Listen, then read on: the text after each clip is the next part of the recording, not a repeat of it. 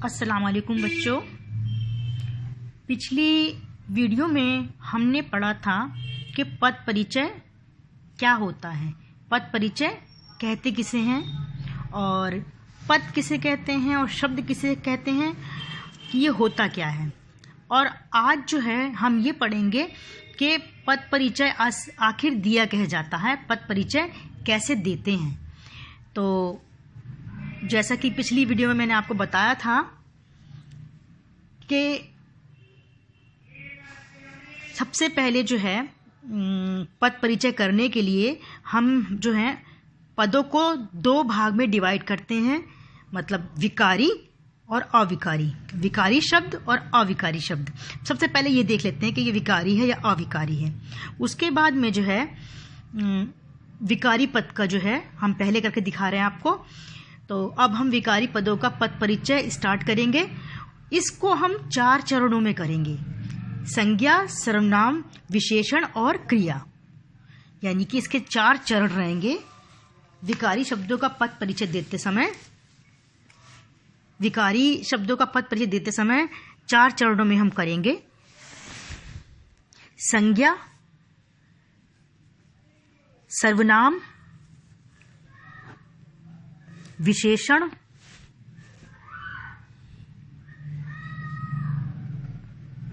और क्रिया। तो ये 4 चरणों में हम अपनी ये पढ़ाई करेंगे। यानी कि जो हमारे विकारी शब्द होते हैं, वो विकारी कौन कौन शब्द होते हैं? संज्ञा, सर्वनाम, विशेषण और क्रिया, ये विकारी शब्द होते हैं। तो हम 4 चरणों में करेंगे। हम पहले देखेंगे संज्ञा का पद परिचय कैसे किया जाता है। तो चलिए हम स्टार्ट करते हैं। देखिए, विकारी पद परिचय, संज्ञा का पद परिचय। संज्ञा का पद परिचय, संज्ञा के पद परिचय में निम्नलिखित बातें अपेक्षित हैं। यानी कि जब हम संज्ञा शब्दों का परिचय देते हैं, संज्ञा शब्दों का शब्द परिचय देते हैं,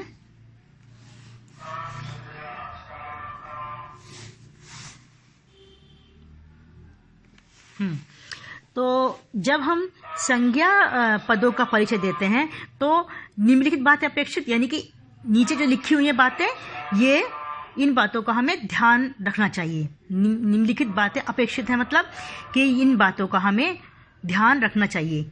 वो क्या बातें हैं? भेद, लिंग, वचन और कारक। चलिए अब हम इसको पहले एक उदाहरण से समझते हैं। तो हमने एक उदाहरण लिया है, सौरभ पुस्तक पढ़ता है। तो सबसे पहले हम ये देखेंगे कि इस वाक्य में संज्ञा क्या है, क्योंकि हमें जो है संज्ञा पद का परिचय देना है। तो हम देखेंगे इसमें संज्ञा क्या है। तो आपको मैं बहुत छोटी क्लासेस से पढ़ाती चली आ रही हूँ कि संज्ञा क्या होती है। तो आप लोग जानते ही हैं, किसी भी व्यक्ति, वस्तु, स्थान या भाव के नाम को संज्ञा कहते हैं। तो यहाँ पर सौरभ जो है एक व्यक्ति का नाम है, तो इसलिए ये क्या हो गई? संज्ञा, सौरभ संज्ञा है। और पुस्तक भी संज्ञा है, क्योंकि ये एक वस्तु का नाम है। तो सबसे पहले हमने इसको अंडरलाइन कर लिया।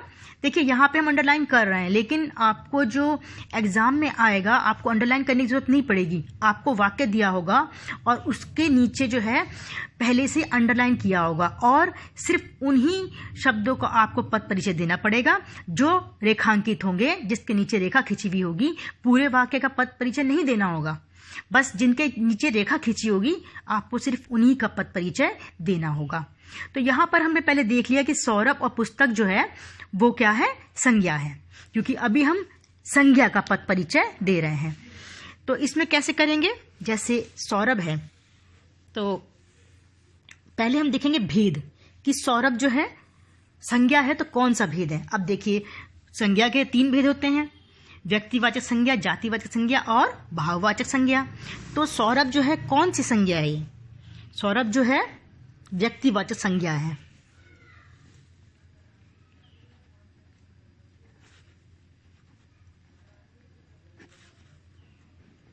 ठीक है, पहले तो हमने देख लिया कि भाई ये व्यक्तिवाचक संज्ञा है। उसके बाद हमें ये देखना है कि सौरभ का जो है लिंग क्या है।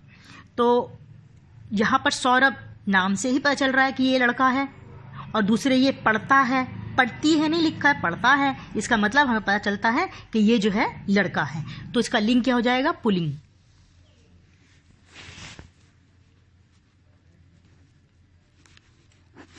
ठीक है।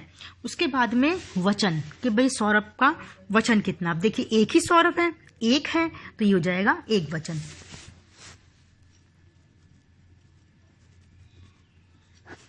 उसके बाद है कारक। ये जो सौरभ है ये कारक कौन सा? देखिए सौरभ पुस्तक पढ़ता है, यानी पुस्तक का काम करने वाला सौरभ है। तो यानी कि इस वाक्य में सौरभ जो है करता है, तो ये हो गया कर्ता कारक।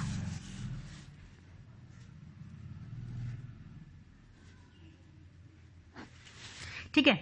तो ये तो हमने सौरभ के बारे में लिखा है, सारा सौरभ का पद परिचय दिया है। उसके बाद हम लाइन खींच के यहाँ पर पुस्तक का पद परिचय आपको दिखा रहे हैं कि कैसे दिया जाएगा। जैसे पुस्तक है तो भेद कौन सा है? ये देखिए, जिन शब्दों से संपूर्ण जाति का बोध होता है वो जातिवाचक संज्ञा कहलाते हैं। तो यहाँ पे पुस्तक क्या है? जातिवाचक संज्ञा है, तो हम लिख देंगे जातिवाचक संज्ञा।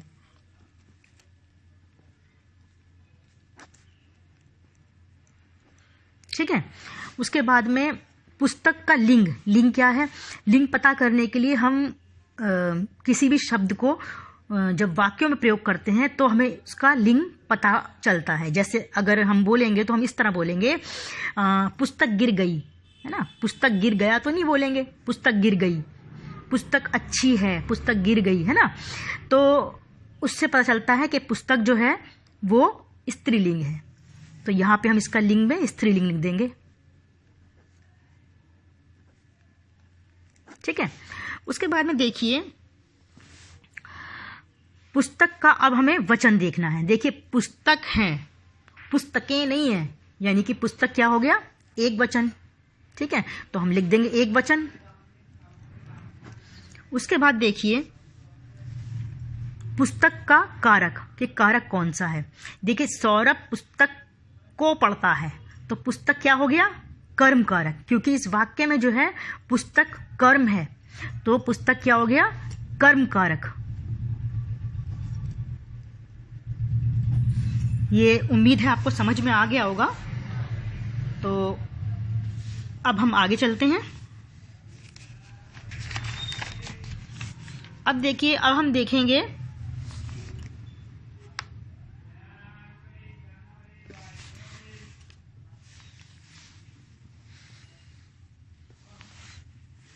देखेंगे विकारी पद परिचय, सर्वनाम का पद परिचय, यानी कि सर्वनाम शब्दों का परिचय किस तरह से दिया जाता है। सर्वनाम के जो पद होते हैं उनको किस तरह से बताया जाता है, किस तरह से उनका परिचय दिया जाता है। तो सर्वनाम का पद परिचय, सर्वनाम के पद परिचय में निम्न बिंदु अपेक्षित हैं। यानी कि जब हम सर्वनाम शब्दों का पद परिचय देते हैं तो जो निम्नलिखित बिंदु हैं उनका हमें ध्यान रखना होता है। वो बिंदु क्या है? पुरुषवाचक, हमें देखना पड़ता है कि वो पुरुषवाचक है या निश्चयवाचक है या अनिश्चयवाचक या संबंध बोधक या प्रश्नवाचक या निजवाचक, और उसके अलावा हमें उसका भेद, लिंग, वचन, कारक भी बताना होता है। देखिए भेद, लिंग, वचन, कारक सर्वनाम का तो बताते ही हैं, और जो अभी हमने पढ़ा था संज्ञा का भी भेद, लिंग, वचन, कारक बताया जाता है। तो संज्ञा में और इसमें सिर्फ फर्क ये पड़ जाता है कि संज्ञा के भेद अलग हो जाते हैं और इसके भेद अलग हो जाते हैं। बाकी लिंग, वचन, कारक सेम रहता है, उसमें बताना पड़ता है और इसमें बताना पड़ता है। तो चलिए फिर हम इसको जो है एक उदाहरण के द्वारा समझते हैं। उदाहरण है, हम अपने घर के सामने खेलते हैं। तो अभी जो है इस वाक्य में हमें ये देखना होगा कि इसमें सर्वनाम क्या है। सर्वनाम, क्योंकि हम सर्वनाम पदों का परिचय दे रहे हैं तो हमें देखना पड़ेगा कि इस वाक्य में सर्वनाम क्या है। तो आपको मालूम होना चाहिए कि जो शब्द संज्ञा के स्थान पर प्रयोग किए जाते हैं वो सर्वनाम कहलाते हैं। तो इस तरह से यहाँ पर सर्वनाम क्या हुआ? हम और अपने जो है सर्वनाम है। तो इसमें हम इसका पद परिचय किस तरह से देंगे? पहले हम लिख देंगे, यहाँ पे हम का देंगे, पद परिचय, उसके बाद फिर अपने का देंगे।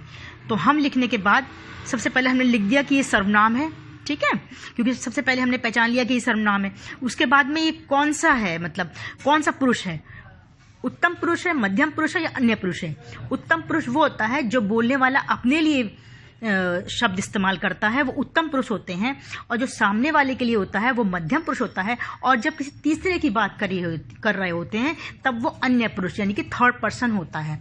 जैसे मान लो हम किसी की, अजय की, सुरेश की, मीना की, किसी की भी बात कर रहे हैं, किसी तीसरे इंसान की बात कर रहे हैं, ना मैं अपनी कर रहा हूं ना मैं तुम्हारी कर रहा हूं, किसी तीसरे की बात हो रही है, तो वहां पर वो थर्ड पर्सन यानी कि अन्य पुरुष होता है। तो इस तरह से यहाँ पे हम जो हुआ वो उत्तम पुरुष हुआ, क्योंकि हम जो है हम अपने लिए इस्तेमाल करते हैं। तो हम कौन है, मैं, तो वो क्या हो गया, उत्तम पुरुष हो गया। तो हम यहाँ पे लिख देंगे सर्वनाम उत्तम पुरुष। उसके बाद में हम ये देखेंगे कि जो हम है ये कौन सा वचन है, ठीक है। तो वचन कौन सा है, देखिए अगर एक वचन होता तो मैं होता, है ना। यहाँ पर हम है यानी कि कोई अकेले के बारे में बात नहीं हो रही है, एक मैं हूँ और मेरे साथ में और लोग भी हैं, तब जाके हम बनता है। तो हम जो है क्या है, बहुवचन है, तो यहाँ पर हम लिख देंगे बहुवचन। उसके बाद में हम अपने घर के सामने खेलते हैं, हम क्या है, कौन सा लिंग है, खेलते हैं पुल्लिंग है, ठीक है, हम जो है पुल्लिंग है। और ये कौन सा कारक है, ये कर्ता कारक है, क्योंकि खेलने के काम को करने वाले हम ही हैं। तो हम शब्द क्या हो गया, कर्ता कारक हो गया। उसके बाद अब हम अपने का पद परिचय देंगे। तो हम यहाँ पे लिख देंगे अपने। अपने लिखने के बाद में हम लिखेंगे कि ये सर्वनाम है, क्योंकि सबसे पहले हमने पहचान लिया सर्वनाम है। उसके बाद इसका भेद लिखना है, भेद कौन सा है। तो अपने कौन सा होता है, निजवाचक सर्वनाम। देखिए जब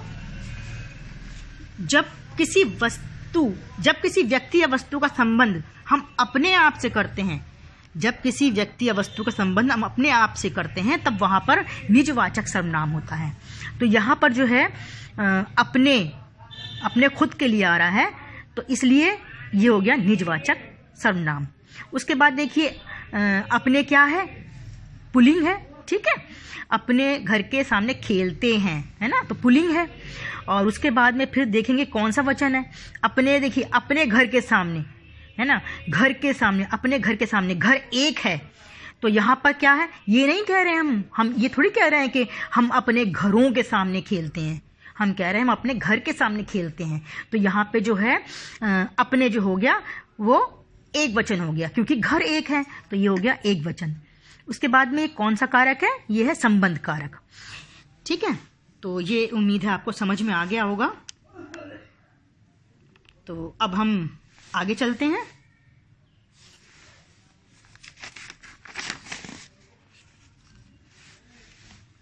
अब देखिए विकारी पद परिचय, विशेषण का पद परिचय। अब विकारी में विशेषण भी आते हैं, तो अब हम जानेंगे कि विशेषण शब्दों का परिचय किस तरह से दिया जाता है। विशेषण का पद परिचय, विशेषण के पद परिचय में निम्न बिंदु अपेक्षित हैं, यानी कि जो नीचे बिंदु दिए गए हैं उन बिंदुओं का हमें ध्यान रखना पड़ता है। जैसे सबसे पहले भेद, कि भाई कौन सा भेद है, गुणवाचक, संख्यावाचक, परिमाणवाचक, सार्वनामिक विशेषण। और उसके बाद में फिर हमें ये भी देखना पड़ता है कि उसका लिंग क्या है, उसका वचन क्या है, अवस्था क्या है, मूलावस्था है, उच्च है, उत्तरावस्था है, उच्चतर, उत्तमावस्था, उत्तमावस्था, ये क्या है। इसके साथ साथ हमें ये भी देखना होता है कि इसका विशेष्य क्या है, ठीक है। तो चलिए शुरू करते हैं। पहले हम एक उदाहरण लेते हैं। उदाहरण है, यह घड़ी मेरी बड़ी बहन की है। यह घड़ी मेरी बड़ी बहन की है।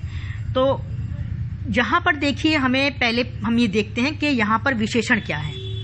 अब आपको मालूम होना चाहिए कि जो शब्द संज्ञा या सर्वनाम की विशेषता बताते हैं वो विशेषण कहलाते हैं। तो यहाँ पर जो है विशेषण क्या हुआ, यह, क्योंकि ये घड़ी की विशेषता बता रहा है। घड़ी एक वस्तु है और घड़ी की विशेषता बता रहा है कि यह घड़ी, तो यह क्या हो गया, विशेषण हो गया। और उसके बाद देखिए बड़ी बहन, बहन की विशेषता कौन सा शब्द बता रहा है, बड़ी, तो बड़ी क्या हो गया, विशेषण हो गया। तो ये दो शब्द यह और बड़ी इस वाक्य में विशेषण है। तो पहले हम जो है यह का पद परिचय देंगे इसका। तो यह जो है हमें बताना है कि ये कौन सा विशेषण है, मतलब गुणवाचक है, संख्यावाचक है, परिमाणवाचक है, सार्वनामिक विशेषण है, कौन सा है। तो अब हम देखते हैं कि यहाँ पे यह लिखा है, यानी कि यह जो है सर्वनाम होता है। तो यहाँ पर जो यह है ये सर्वनाम यहाँ पर विशेषण का कार्य कर रहा है। तो वो शब्द जो सर्वनाम होते हुए विशेषण का कार्य करें वो सार्वनामिक विशेषण कहलाते हैं। ये लिखा देखिए, सार्वनामिक विशेषण कहलाते हैं। तो यह क्या हो गया हमारा सार्वनामिक विशेषण। उसके बाद देखिए यहाँ पे यह लिखा है, तो ये एक वचन है। मान लीजिए यहाँ पर यह लिखा हुआ है, ये लिखा होता तब बहुवचन होता। तो यहाँ पर जो है यह जो है एक वचन है, यह घड़ी, एक की बात हो रही है, तो ये हो गया एक वचन। तो ये हमने बता दिया यह का। उसके बाद हमें बताना है कि जो बड़ी शब्द है इसका पद परिचय हमें देना है। ठीक है, तो यहाँ पे बड़ी लिखेंगे। बड़ी क्या है? बड़ी बहन। तो बहन का जो विशेषता है वो है कि वो बड़ी है, तो ये उसका गुण है। तो जो शब्द गुण बताते हैं वो विशेषण जो किसी का गुण बताते हैं वो क्या कहलाते हैं? गुणवाचक विशेषण कहलाते हैं। ये देखिए गुणवाचक विशेषण। तो यहाँ पर ये बड़ी शब्द जो है ये बहन का गुण बता रहा है, तो बड़ी क्या हो गया? गुणवाचक विशेषण हो गया। अब देखिए बड़ी बहन है, बहन की है, तो ये क्या है? एक है। बड़ी बहन की है, एक है। घड़ी एक है, बहन भी एक है ना। तो ये हो गया बड़ी बहन की है, तो एक घड़ी है, एक घड़ी की बात हो रही है, तो ये हो गया एक वचन। तो यहाँ पे हम लिख देंगे एक वचन। उसके बाद यहाँ पे लिखा है बड़ी, तो बड़ी ही है, बड़ा नहीं है। बड़ा होता तो ये होता पुल्लिंग, मगर यहाँ पे बड़ी है तो ये हो गया स्त्रीलिंग। तो उम्मीद है आपको समझ आया होगा। अब चलिए हम आगे का देखते हैं। आगे देखिए, क्रिया भी विकारी पद होता है। तो विकारी पद परिचय, क्रिया का पद परिचय। क्रिया का पद परिचय, ठीक है। क्रिया के पद परिचय निम्न बिंदु अपेक्षित हैं। क्रिया के पद परिचय में, क्रिया के पद परिचय में निम्न बिंदु अपेक्षित हैं, यानी कि जब हम क्रिया पदों का परिचय देते हैं तो हमें नीचे दिए हुए बिंदुओं पर ध्यान देना होता है, नीचे दिए गए बिंदुओं का ख्याल रखना होता है, इनको हमें बताना होता है। वो क्या है? सबसे पहले हमें भेद बताना होता है कि भाई वो जो क्रिया अगर है तो वो कौन सी क्रिया है, सकर्मक क्रिया है या कर्मक क्रिया है। फिर हमें उसका काल बताना पड़ता है, फिर हमें उसका वाच्य बताना पड़ता है, फिर हमें उसका लिंग बताना पड़ता है और फिर उसका वचन। तो इसके लिए हम एक उदाहरण लेते हैं। उदाहरण है, दादी जी भगवत गीता पढ़ रही थी। अब यहाँ पे सबसे पहले हमें इस वाक्य में हमें ये देखना है कि क्रिया क्या है, क्योंकि हम क्रिया का पद परिचय निकाल रहे हैं। तो पहले हम इस वाक्य में देखेंगे इसमें क्रिया क्या है। तो यहाँ पर पढ़ रही थी, पढ़ना, रहना, होना, ये तीनों ही क्रिया है। पढ़ रही थी, ठीक है, क्योंकि जिन शब्दों से किसी काम के करने या होने का बोध होता है वो क्रिया कहलाते हैं। तो यहाँ पढ़ रही थी क्रिया है। तो सबसे पहले हम यहाँ पे लिख देंगे पढ़ रही थी। फिर उसके आगे हमें लिखना है कि ये कौन सी क्रिया है, सकर्मक है कि अकर्मक है। तो हम ये कैसे पता करेंगे? ये मैंने आपको पहले भी बहुत बार पढ़ा चुकी हूँ कि किसी भी वाक्य में जब ये पता करना हो कि वो क्रिया जो है सकर्मक है कि अकर्मक, तो वहाँ पे प्रश्न लगाया जाता है। जैसे हम यहाँ पे प्रश्न लगाएं, दादी जी क्या पढ़ रही थी? दादी जी क्या पढ़ रही थी? तो जवाब आएगा दादी जी भगवत गीता पढ़ रही थी। तो यहाँ पर क्या का हमें आंसर मिल रहा है, क्या का जवाब मिल रहा है? भगवत गीता, है ना। तो हमारा जो है ना ये भगवत गीता क्या हो गया है? कर्म हो गया है। भाई क्या पढ़ रही थी? वो भगवत गीता पढ़ रही थी। तो ये भगवत गीता कर्म है, यानी कि इस वाक्य में कर्म दिया हुआ है। तो जिस वाक्य में कर्म होता है वो कहलाती है सकर्मक क्रिया, ठीक है। तो यहाँ पर पढ़ रही थी कौन सी क्रिया हो गई? सकर्मक क्रिया। उसके बाद देखिए, फिर हम देखेंगे पढ़ रही थी यानी कि पास्ट टेंस, पास्ट हो गया। ये वो पढ़ रही थी, अब नहीं पढ़ रही है, पढ़ चुकी हैं। तो ये कौन सा हो गया? पढ़ रही थी, कौन सा काल हो गया? भूतकाल। ठीक है। उसके बाद देखिए पढ़ रही थी, पढ़ रहा था नहीं है, है ना, पढ़ रही थी, तो इससे पता चल रहा है कि ये क्या है, स्त्रीलिंग है, तो हमने स्त्रीलिंग लिख दिया। उसके बाद देखिए पढ़ रही थी, एक ही है दादी, एक ही है, एक ही दादी पढ़ रही है ना, तो ये क्या हो गया, पढ़ रही थी एक वचन हो गया, है ना। उसके बाद में देखिए ये है क्या, ये ना हम अपनी बात कर रहे हैं ना सामने वाले की, हम किसी तीसरे की बात कर रहे हैं, हम दादी जी की बात कर रहे हैं, यानी कि थर्ड पर्सन, तो ये क्या हो गया, अन्य पुरुष। उसके बाद में ये वाच्य कौन सा है, देखिए ये है कर्तवाच्य, ठीक है। तो ये मैंने आपको बताया पूरा, तो कर्तवाच्य है ये, क्योंकि पढ़ रही थी जो क्रिया है वो दादी जी के हिसाब से है, तो यहाँ पर कर्तवाच्य है। तो उम्मीद है आपको ये समझ में आया होगा। तो जितना आज पढ़ाया है मैंने ये सारा आप अच्छे से रिवाइज कर लीजिएगा, ठीक है। तो बेस्ट ऑफ लक, चलिए फिर, अल्लाह हाफिज़।